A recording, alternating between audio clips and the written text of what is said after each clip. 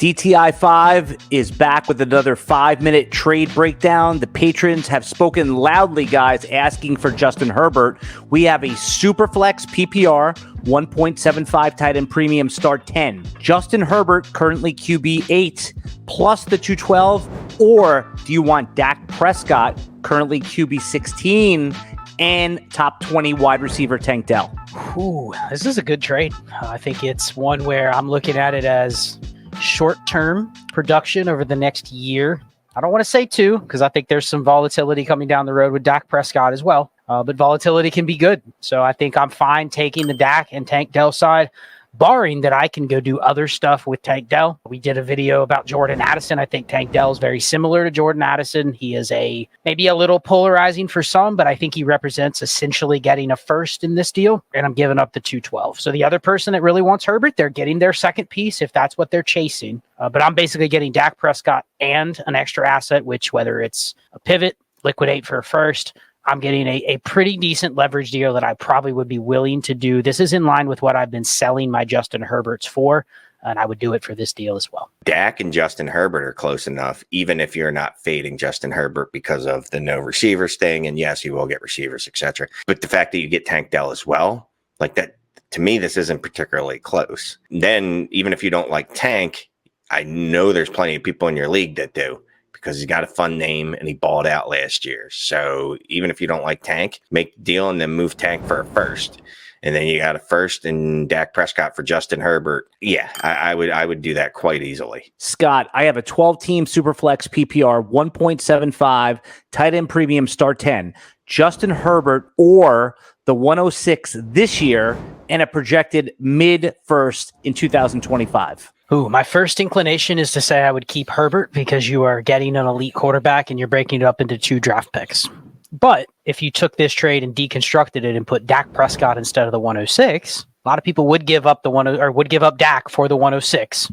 And I'm still getting the first back. So I think process-wise, if you're able to stomach the fact that you're probably going to end up with, let's say you get Drake May at the 106. If your goal is I have to have a QB, I'd rather do the Dak deal and pass on this one. But if you're flexible with what you can take back, I think the value here is very similar to the one that we just went over. Just it feels a little more difficult to do this because it's 2 unknowns versus you're getting a quarterback that's had numerous top 12 finishes plus something that you could turn into a first. So I would lean Herbert, but I could easily see people calling me out going, man, 106 over Dak, and you just said Tank Dell is equivalent to a first, and you're getting the first here, and you're not giving back that valuable 212, Shane. So I just did a show. I'm going to plug myself. Shane says check it out.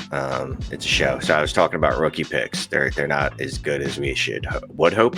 I'll just take Justin Herbert here. I'm going to project that he's going to get some receivers on his team. But I'll say this, in a lot of situations, the 106 and the 25 first would make sense. If your roster's not good and you need to split an asset, well, if it's Justin Herbert, Dak Prescott, any quarterback in that range, I would tell you it's probably a good idea to do the 106 and the 25 first. 10-teamer, Superflex, PPR 1.5, tight end premium, start 9. Herbert and the 302, or Breece Hall and Jared Goff, Scott Connor. A 10-teamer, Breece Hall, I would take over Justin Herbert, and I'm getting Jared Goff as essentially a placeholder throw in. So this is a closer in a 12-team, but I think even in a 12-team, this would be a deal you would go, man, I can do a lot with that Breece Hall, Jared Goff side. Contend, and I have a Breece Hall now I could tear off of or I could move. So I'm taking the Breece Hall, Jared Goff side regardless, but 10-team, 12-team, it's just stronger in a 10-teamer. Shane, I know you hate running backs, but Breece Hall, he's kind of like a wide receiver when you talk about longevity and production. Yeah, and fun fact, Justin Herbert's only outscored Jared Goff over the last 2 years by like 0.7 fantasy points per game, and that was just last year.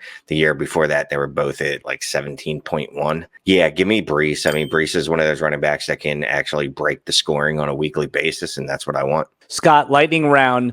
How many rookie quarterbacks that are incoming this year will be ranked over Justin Herbert this time next year on KeepTradeCut? I will say 1. I think it's Caleb. I think he'll be ahead of Herbert by the time we get to the start of the season, but definitely I think right after the draft, I think you'll see the steam where he passes Herbert on KeepTradeCut. He's right behind him right now. Same question, Shane. What was the question? Nice.